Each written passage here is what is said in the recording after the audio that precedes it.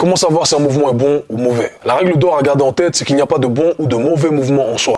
Chaque mouvement doit être contextualisé et analysé pour sa propre personne. Ce qui veut dire qu'un mouvement peut être considéré comme bon par beaucoup, mais peut être mauvais pour toi. Pour déterminer et savoir quel mouvement est bon pour toi, tu dois analyser le tout à travers deux filtres. Le filtre articulaire et le filtre du ressenti. Je t'explique. Le filtre articulaire te permet de sélectionner les exercices en fonction de la capacité que tes articulations ont à se retrouver dans certaines positions. Du coup, si ton articulation ne peut pas se retrouver dans la position que tu voulais entraîner, pratiquer le mouvement ne va faire que de créer des compensations, éventuellement plus de problèmes. Le filtre du ressenti te permet d'éliminer les exercices qui ne te permettent pas de vraiment ressentir les tissus ciblés. Exemple, je pourrais très bien faire l'exercice étant considéré comme le meilleur exercice pour les triceps. Si je ne ressens rien durant l'exécution de ce dernier, eh bien, je dois simplement sélectionner un autre exercice. Du coup, un exercice peut être mauvais parce qu'on n'arrive pas à se retrouver dans la position demandée ou alors parce qu'on n'arrive pas à ressentir les tissus qu'on veut développer. La conclusion dans tout ça et le message que je veux faire passer, c'est qu'il ne faut pas être marié à des exercices. Les exercices ne sont que des outils. Utilise les outils qui te correspondent.